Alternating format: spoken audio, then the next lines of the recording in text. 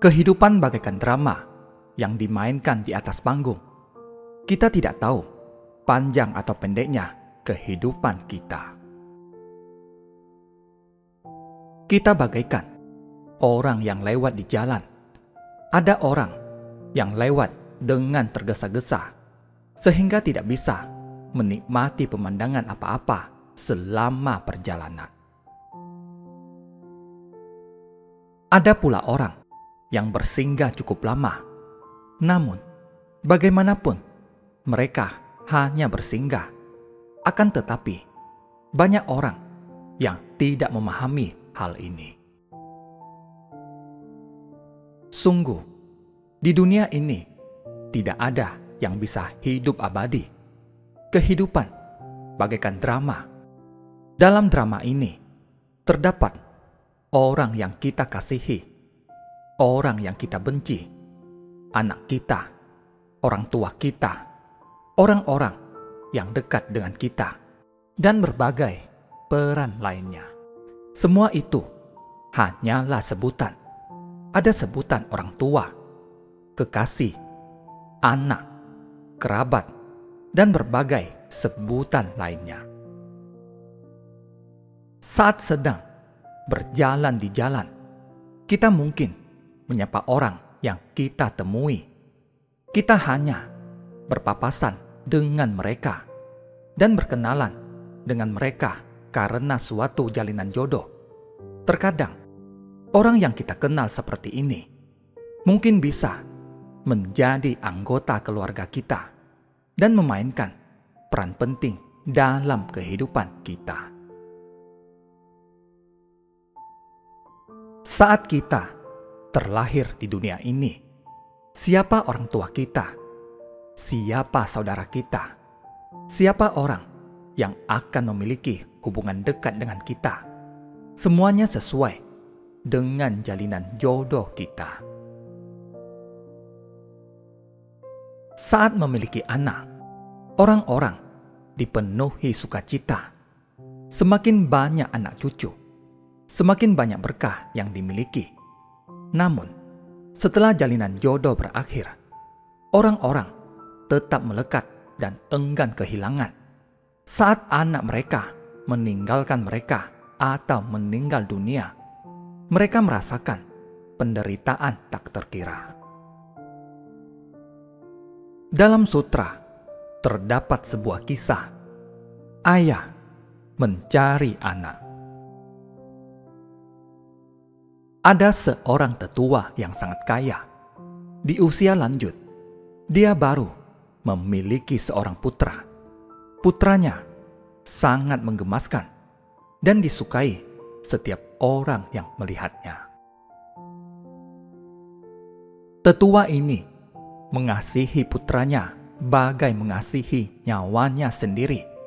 Pada usia 7 tahun, putranya yang tak menderita penyakit apapun, tiba-tiba berhenti bernapas dan meninggal dunia. Sang ayah dilanda kepiluan yang mendalam. Dia menggendong putranya sambil menangis hingga jatuh pingsan. Setelah siuman, dia kembali menggendong putranya sambil menangis. Dia enggan menyerah pada putranya. Berhubung dia bersikeras, akhirnya kerabat dan temannya menarik putranya darinya secara paksa. Kemudian putranya dikebumikan. Sang ayah sangat menderita. Dia berkata, "Saya harus membawanya kembali." Kemudian dia pun pergi. Suatu hari, dia tiba di tempat pelatihan seorang praktisi Brahmana. Dia memohon praktisi tersebut untuk memberinya petunjuk guna menemukan putranya. Praktisi yang tidak bisa menolak permohonan tetua ini akhirnya berkata, "Teruslah berjalan ke arah selatan hingga ke sebuah pulau kecil di tengah sungai. Raja Yama akan melewati tempat itu. Mintalah putramu dari Raja Yama. Sang ayah pun memulai perjalanannya. Berhari-hari kemudian, dia melihat sebuah sungai yang di tengahnya terdapat sebuah pulau kecil. Berhubung banyak orang yang melewati tempat itu, dia berkata, "Siapa yang di sini yang merupakan Raja Yama?" Kemudian Raja Yama berkata, "Ada apa kamu mencari Raja Yama?" Sang ayah berkata, "Saya menginginkan putra saya. Tolong kembalikan putra saya." Raja Yama berkata, "Berhubung kamu begitu bersikeras ingin menemukan putramu, maka temukanlah dia. Jika dia ingin pulang bersamamu, kamu boleh membawanya pulang." Mendengar bahwa Raja Yama bersedia melepaskan putranya, dia sangat gembira. Jadi, dia terus melangkah maju. Setelah menemukan putranya, dia segera menarik tangannya dan berkata, "Apakah kamu tahu bahwa kepergianmu membuat ayah dan ibu sangat sedih? Ayo, kita pulang." Anak ini menatap sang ayah dengan marah dan berkata, "Orang tua yang bodoh, saya hanya bersinggah di rumahmu. Saya akan memiliki orang tua baru di kehidupan mendatang.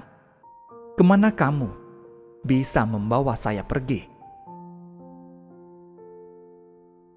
Anak ini lalu mendorongnya dan berlari menjauh. Mendengar jika putranya enggan pulang bersamanya, tetua ini tidak tahu kemana dia harus pergi. Kemudian dia berpikir, "Saya seharusnya menemui Buddha." Setelah bertemu dengan Buddha, dia menceritakan pengalamannya dalam mencari putranya. Buddha lalu berkata, "Engkau memang orang tua yang bodoh. Manusia terlahir di dunia ini karena adanya jalinan jodoh. Kini jalinan jodoh kalian telah berakhir. Berusaha membawanya kembali hanya akan mendatangkan penderitaan."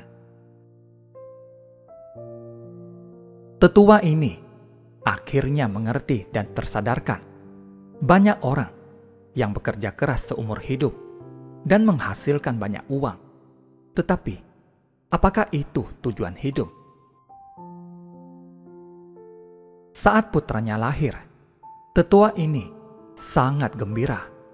Namun, putranya hanya hidup 7 tahun. Pada usia 7 tahun, putranya meninggal dunia. Dia bersusah payah baru bisa menemukan putranya. Tetapi putranya malah berkata bahwa dia adalah orang tua yang bodoh. Apakah ini tujuan hidup tetua tersebut? Setelah tersadarkan, tetua ini menjadi seorang umat Buddha yang taat dan sangat menjunjung dharma. Dia memahami bahwa kehidupan bagai drama dan setiap orang hanya bersinggah. Sesuai jalinan jodoh, setiap orang memainkan peran yang berbeda-beda dalam kehidupan ke kehidupan dan terkekang oleh perasaan cinta, benci, dan dendam. Karena itulah timbul kesedihan dan penderitaan. Mengapa tetua ini begitu bersikeras untuk membawa kembali putranya? Jalinan jodoh mereka sudah berakhir. Untuk apa dia melekat padanya? Setelah mendapat bimbingan dari Buddha, dia akhirnya tersadarkan. Jika tidak, dia akan terus terbelenggu dalam ketidaktahuan. Demikianlah kehidupan manusia. Terima kasih. Semoga bermanfaat.